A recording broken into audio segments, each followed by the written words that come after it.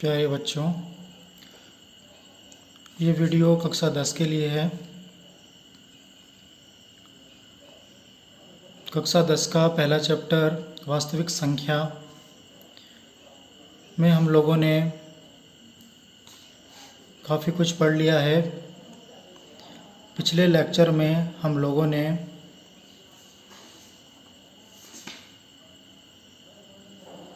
अंकगणित की आधारभूत प्रमेय के बारे में पढ़ा था और उसी प्रमेय की मदद से अपनी प्रश्नावली 1.2 को हम लोगों ने पूरा किया था। आज हम आगे बढ़ते हैं। अगला जो आपका विषय है वो है रिविजिटिंग इरेशनल नंबर, अर्थात अपरिमेय संख्याओं की पुनः चर्चा करना।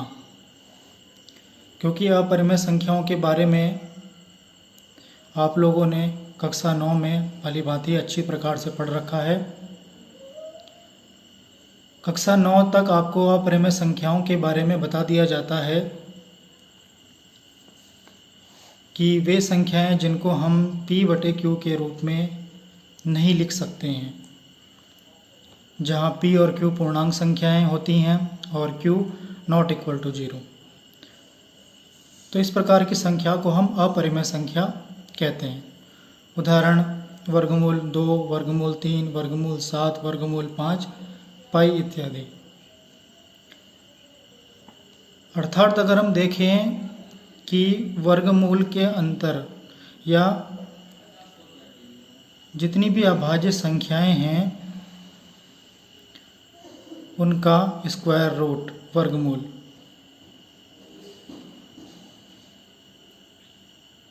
वो सभी अपरिमेय संख्याएं होती हैं। वो सभी तो होती हैं,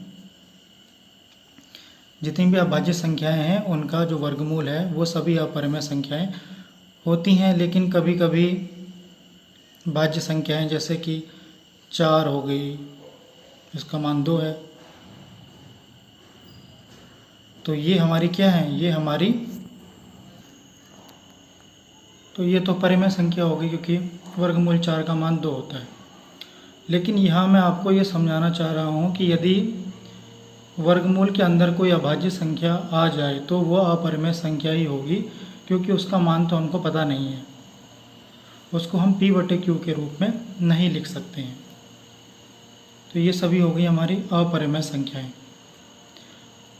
अब हम लोग ये तो जानते हैं कि ये अपरिमेय संख्याएं हैं क्योंकि इनको हम p/q के रूप में नहीं लिख सकते, पर ये अपरिमेय संख्याएं क्यों हैं? कक्षा 9 तक केवल इतनी बात बता दी जाती है कि यह अपरिमेय संख्याएं हैं, पर कक्षा 10 में इनको सिद्ध भी किया जाता है कि इन की अभाज्य संख्याओं के वर्गमूल अर्थात स्क्वायर रूट के अंदर अभाज्य संख्याओं को हम अपरिमेय संख्याएं क्यों कहते हैं, इसको हमें सिद्ध करना होता है कक्षा 10 में। और कक्षा 10 में ये बड़ा ही इम्पोर्टेंट प्रश्न होता है। इस प्रकार के प्रश्न परीक्षा में अवश्य पूछ लिए जाते हैं। तो चलिए आज इनको हम सिद्ध करते हैं।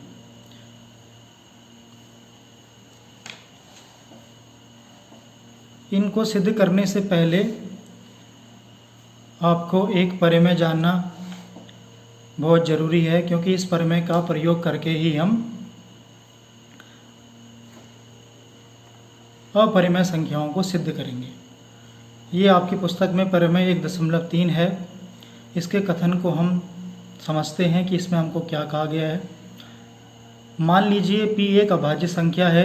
यदि p a² को विभाजित करती है तो p a को भी विभाजित करेगी, और जहाँ a एक धनात्मक पूर्णांक है। अब कथन पढ़ के तो बड़ा कंफ्यूज हो रहे हैं, इसका मतलब हम समझ नहीं पा रहे हैं, क्योंकि यहाँ पे हमको चरों के रूप में ये मान दे रखे हैं। यदि हम इनकी जगह संख्याओं को रख के देखें तो हम इस चीज़ को आसानी से समझ जाएंगे कि ये हमको इस प्रमेय में क्या कहा जा रहा है। देखिए, p एक अभाज्य संख्या है। यदि p a² को विभाजित करती है तो हम मान लेते हैं कि माना p बराबर वो, अब इनकी जगह हम संख्या रखते हैं, 3 है। 3 जो है वो a² को विभाजित करती है। a की जगह हमने 9 रख लिया है। 9 स्क्वायर मतलब क्या होता है, 9 9 81, 3 81 को विभाजित करती है, सही बात है। आगे बोला गया है तो P A को भी विभाजित करेगी, तो जो ये 3 है ये A अर्थात 9 को भी पूरा पूरा काट देगा। A स्क्वायर को विभाजित करती है, तो जब A स्क्वायर को विभाजित करती है तो A को भी विभाजित करेगी, वह अभाज्य संख्या। तो इस प्रमेय का मतलब ये है। अब आप लोग समझ गए होंगे। इस प्रमेय को मैं यहाँ पे सिद्ध करके नहीं दिखाऊंगा, केवल इतनी सी बात आपको समझनी है और इसी का प्रयोग हमें आगे के प्रश्नों में और प्रमेय में करना है कि जब कोई अभाज्य संख्या A स्क्वायर को विभाजित करती है तो वह अभाज्य संख्या A को भी विभाजित करेगी। तो ये बात आपकी समझ में आ गई होगी। अब बात करते हैं आपकी पुस्तक की प्रमेय 1.4, मोस्ट इम्पोर्टेंट है। इस प्रकार के प्रश्न जरूर परीक्षा में पूछे जाते हैं। आप बोर्ड परीक्षा के प्रश्न पत्र उठा लीजिए पिछले से पिछले साल, तो उसमें भी इस प्रकार के प्रश्न अक्सर पूछ लिए जाते हैं। अब देखिए यहाँ आपको बोला गया है कि वर्गमूल 2 एक अपरिमेय संख्या सिद्ध कीजिए। आप लोग जानते हैं कि वर्गमूल 2 अपरिमेय संख्या होती है, क्योंकि इसको हम P/Q के रूप में नहीं लिख सकते हैं, पर यहाँ इसको सिद्ध करके दिखाना है कि क्यों नहीं होती है। अब इस प्रकार के सवालों को हल करने का केवल एक ही तरीका है। जितने भी सवाल ऐसे मिलेंगे आपको, उसमें आपको यही तरीका इस्तेमाल करना है, ठीक है। तो उस तकनीक का नाम है विरोधोक्ति द्वारा उपपत्ति, अर्थात प्रूफ बाय कंट्राडिक्शन। अगर हम अंग्रेजी भाषा में बात करें, प्रूफ मतलब सिद्ध करना, बाय कंट्राडिक्शन मतलब विरोध, विपरीत। इस अंग्रेजी भाषा के शब्द का जो मतलब होता है, वर्ड का मतलब होता है विपरीत, हिंदी में उल्टा, कंट्राडिक्शन। इसलिए इसको विरोधोक्ति द्वारा उपपत्ति कहते हैं कि विरोध उल्टा लेकर आप सिद्ध कीजिए। अब क्या उल्टा लेना है, क्या विपरीत लेना है? तो प्रश्न में या प्रमेय में कथन है कि वर्गमूल 2 एक अपरिमेय संख्या है। इसी का हमको उल्टा लेके चलना है, विपरीत लेके चलना है। तो विपरीत क्या हुआ? अपरिमेय का विपरीत होता है परिमेय। तो हम लेके चलेंगे कि स्क्वायर रूट ऑफ 2 वर्गमूल 2 एक परिमेय संख्या है। मान लिया हमने कि माना वर्गमूल 2 एक परिमेय संख्या है। अब आप सभी जानते हैं कि यदि ये परिमेय संख्या है तो इसको हम P/Q या A/B के रूप में लिख सकते हैं। तो हमने वही लिख दिया कि वर्गमूल 2 बराबर A/B। A/B लिखिए, P/Q लिखिए, कोई फ़र्क नहीं पड़ता है, क्योंकि ये हम वेरिएबल चर के रूप में इनका इस्तेमाल करते हैं। P/Q करिए, A/B करिए, कुछ भी करिए, लेकिन यहाँ देखिए, यहाँ A और B सह अभाज्य पूर्णांक हैं और B नॉट इक्वल टू 0, ठीक। अभी तक आपको बताया गया था कि P/Q या A/B जो भी है वो एक पूर्णांक संख्या है, लेकिन यहाँ हम लेके चलेंगे सह अभाज्य पूर्णांक। अब सह अभाज्य के बारे में तो मैंने आपको पिछले लेक्चर में बताया था कि किन संख्याओं को हम सह अभाज्य संख्याएं कहते हैं, कि वे संख्याएं जिनका एक के अलावा और कोई उभयनिष्ठ गुणनखंड नहीं होता है। अर्थात ये दोनों संख्याएं केवल एक से कटेंगी, एक के अलावा किसी और संख्या के पहाड़े से ये नहीं कटेंगी। मतलब ये भिन्नों का सबसे छोटा रूप है जो आपस में नहीं कट सकता है, केवल एक इनको काट दे, क्योंकि एक तो सबका ही उभयनिष्ठ गुणनखंड होता है, उसके अलावा और कोई इनको नहीं काट सकता है। तो पिछले लेक्चर में मैंने आपको एक उदाहरण भी बताया था, जैसे कि हम 10/4 लेते हैं। ये परिमेय संख्या है, P/Q के रूप में या A/B के रूप में है। इसको जब आप काटेंगे, 2 से कटेगा, 2 पंजे 10 और 2 दूनी 4। अब यही चीज़ 5/2 के रूप में आ चुकी है। अब ये आगे नहीं कट सकते हैं, ऐसी कोई भी संख्या नहीं है जो इनको और छोटा कर दे या और छोटा काट दे। तो अब ये दोनों संख्याएं पूर्णांक तो हैं ये, लेकिन ये कहलाएंगी सह अभाज्य पूर्णांक या को प्राइम इंटीजर, ठीक। तो उसी की मैं यहाँ बात कर रहा हूँ कि ये जो दोनों हैं ये सह अभाज्य पूर्णांक है। कक्षा 10 में आपको अब इसी चीज़ का इस्तेमाल करना है कि ये दोनों सह अभाज्य पूर्णांक है। इसकी ज़रूरत आगे हमने क्यों लिया है सह अभाज्य, वो आगे आपको पता चलेगा। इसके बाद हम लोगों ने क्या किया, अभी तक हम लोगों ने प्रूफ बाय कंट्राडिक्शन मेथड लगाया है कि यह अपरिमेय संख्या थी, इसको हमने विपरीत परिमेय संख्या लिया है। इसको जब परिमेय संख्या है तो इसको P/Q या A/B के रूप में लिख सकते हैं, जहाँ A और B पूर्णांक तो हैं लेकिन सहअभाज्य पूर्णांक है और नीचे वाला जो हर है वो 0 नहीं है। यहाँ तक आपकी बात समझ में आ गई। आगे बढ़ते हैं। अब देखिए इसको थोड़ा व्यवस्थित कर लेते हैं।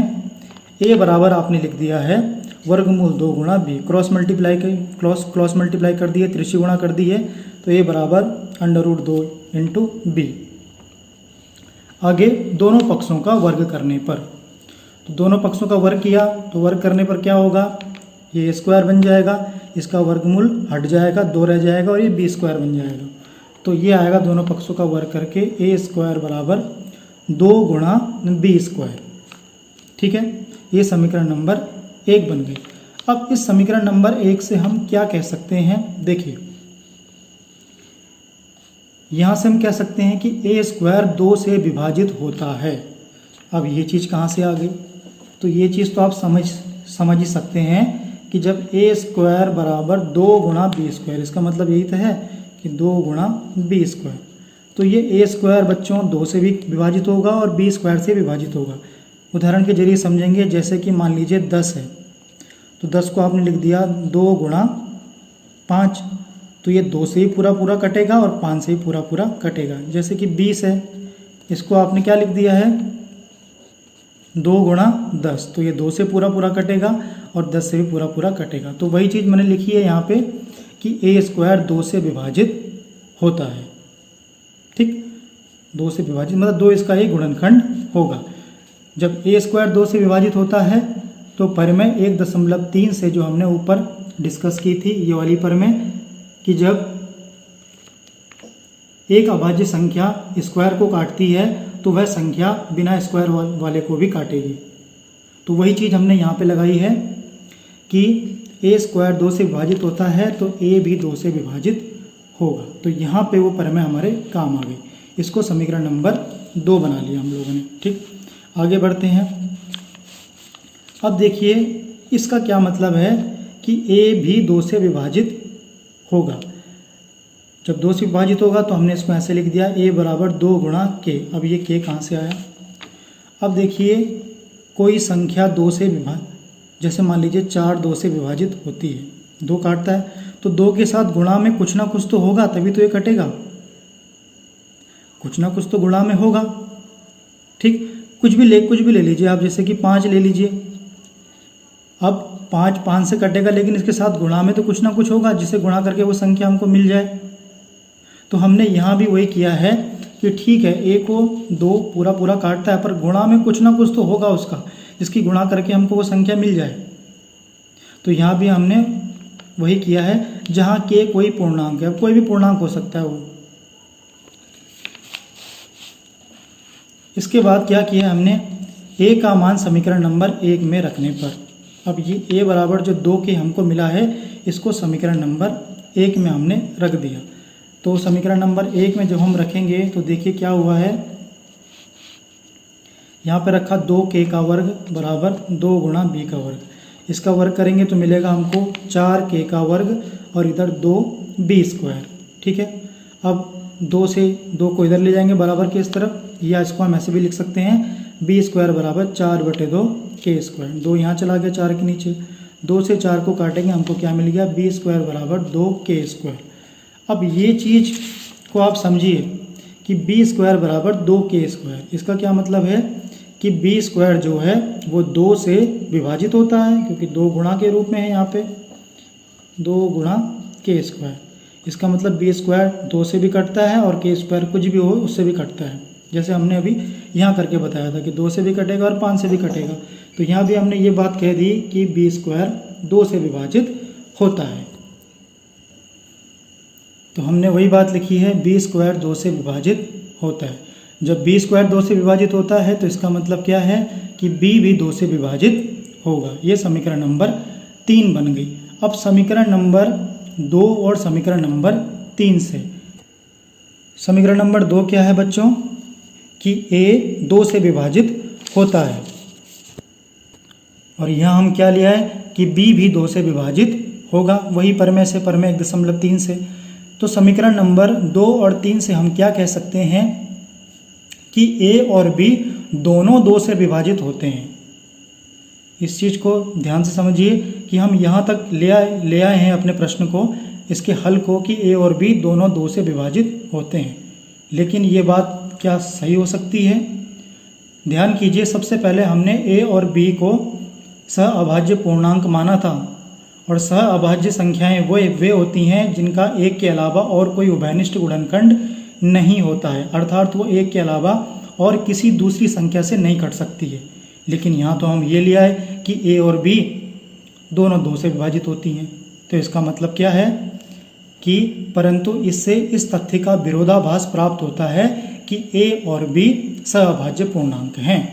ये बात हम लोग इसके विपरीत लिया है, बिल्कुल ये विरोध हो गया है, क्योंकि शुरू में तो हमने माना था कि ये सहअभाज्य पूर्णांक है, और यहाँ हमको समीकरण नंबर 2 और 3 से मिल गया है कि ये सहअभाज्य पूर्णांक नहीं है, क्योंकि 2 इनको काट रहा है। तो इस प्रकार आप एक भाषा लिखोगे कि इससे इस तथ्य का विरोधाभास प्राप्त होता है कि a और b सहअभाज्य पूर्णांक है। और ये विरोधाभास किस कारण प्राप्त हुआ है? यह विरोधाभास इस कारण प्राप्त हुआ है क्योंकि हमने सबसे शुरू में एक गलत कल्पना कर ली, एक त्रुटिपूर्ण कल्पना कर ली कि √2 एक परिमेय संख्या है। ये हम लोगों ने गलत माना। अतः हम निष्कर्ष निकालते हैं कि √2 एक अपरिमेय संख्या है। ये हम लोगों ने सिद्ध कर दिया। तो इसी को कहते हैं बच्चों प्रूफ बाय कंट्राडिक्शन। हमने विपरीत कल्पना की थी शुरू में कि ये एक परिमेय संख्या है, और लास्ट में हमने दिखा दिया कि हमने वो कल्पना गलत की थी। तो सही कल्पना क्या है? सही कल्पना अर्थात निष्कर्ष हमने ये निकाला है कि वो जो हमने कल्पना की वो गलत है, √2 एक अपरिमेय संख्या है। तो इस प्रकार के प्रश्नों को करने का यही तरीका है, मेथड बाय कंट्राडिक्शन, विरोधोक्ति द्वारा सिद्ध करना। ये तकनीक है इसको करने की। हर सवाल में यही तरीका लगेगा। केवल आपको लैंग्वेज लिखनी है, और लैंग्वेज भी कोई ये इतनी कठिन नहीं है। आप भाषा को देख के घबरा मत जाना, बिल्कुल आसान है, बिल्कुल आसान भाषा में आपको समझाया गया है। इस भाषा को केवल समझिए, एक एक लाइन आपको समझाई गई है। अगर आप इसको समझ गए तो आप अपने हिसाब से भी लैंग्वेज को लिख सकते हैं। ज़रूरी नहीं जो मैंने लिखा है वही लिखिए आप। अगर आप समझ चुके हैं चीज़ों को तो अपनी शब्दों के द्वारा भी आप भाषा का प्रयोग कर सकते हैं, लेकिन लगना यही तरीका है। तो मैं उम्मीद करता हूँ आप लोग ये समझ गए होंगे। चलिए आगे बढ़ते हैं। अगला उदाहरण नंबर 9 है, वो स्वयं आपको करना है। जिस प्रकार आपने वर्गमूल 2 को अपरिमेय संख्या सिद्ध किया है, उसी प्रकार वर्गमूल 3 को भी आपको अपरिमेय संख्या सिद्ध करना है। अपरिमेय तो होती हैं ये, लेकिन इसमें आपको सिद्ध करके दिखाना है। चलिए आगे बढ़ते हैं बच्चों। आपकी पुस्तक का उदाहरण नंबर 10। उदाहरण नंबर 10 में आपको दिखाना है, दर्शाइए कि 5 माइनस के वर्गमूल 3 एक अपरिमेय संख्या है। ये आपको सिद्ध करना है। तो यहाँ भी वही तरीका लगेगा कि कंट्राडिक्शन मेथड, विरोधोक्ति तरीका हम यहाँ लगाएंगे। इसको हम क्या मानेंगे कि यह एक परिमेय संख्या है। हल इसके विपरीत मान लेते हैं कि यह एक परिमेय संख्या है। तो जब ये परिमेय संख्या है तो इसको हम P/Q या A/B के रूप में लिख सकते हैं। लिख दिया, जहाँ A और B क्या है? सहअभाज्य पूर्णांक, और नीचे वाला हर B ≠ 0 है। अब क्या करना है बच्चों, इस प्रकार के सवाल में आपको ध्यान रखना है कि एक पक्ष में केवल स्क्वायर रूट वाली संख्याओं को बचाना है आपको, और बाकी संख्याओं को दूसरे पक्ष में ले जाना है। तो यहाँ पे हमें केवल एक पक्ष में √3 को रखना है, बाकी संख्याओं को आपस में मिला देना है। तो देखिए √3 को मैं उधर ले गया तो ये प्लस का हो गया, और A/B को मैं इधर लिया। हमेशा ध्यान रखना कि अंडर वाली संख्याओं को अकेला छोड़ देना है। चलिए आगे करते हैं। अब देखिए यहाँ क्या है, 5 A और B क्या हैं? पूर्णांक संख्याएं हैं।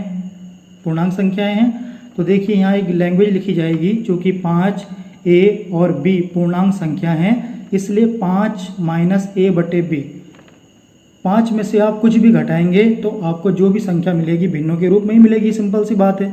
अब जो भी भिन्नों के रूप में संख्याएं मिलेंगी, क्योंकि ये सभी तो पूर्णांक संख्या हैं, और ये जब भिन्नों के रूप में मिलेंगी तो ये परिमेय संख्या आपको प्राप्त होगी, क्योंकि जिनको हम P/Q या A/B के रूप में लिख सकते हैं वो परिमेय संख्या होगी। तो कुछ भी आंसर मिले आपको वो परिमेय संख्या ही मिलेगी, क्योंकि ये तीनों क्या हैं, पूर्णांक संख्याएं हैं और परिमेय संख्या इसी रूप में होती हैं। अब ध्यान से देखिए, इस चीज को आप लोगों ने क्या बना दिया है, परिमेय बना दिया है। ठीक, तो यहां से आप क्या कह सकते हैं कि √3 बराबर एक परिमेय संख्या। जब ये परिमेय संख्या हो गई, बीच में बराबर लगा है, तो ये भी एक परिमेय संख्या बन गई। तो यहां से आप कह सकते हैं कि √3 एक परिमेय संख्या है। अब देखिए, क्या ये बात सही है, क्या ये बात सत्य है? √3 तो परिमेय संख्या हो ही नहीं सकती है, ये तो अपरिमेय संख्या है। कक्षा 9 में भी पढ़ा है और ऊपर वाले उदाहरण में आप इसको सिद्ध भी कर चुके हैं। तो ये हमने यहाँ पे, ये हमारा विरोधाभास क्यों हो गया?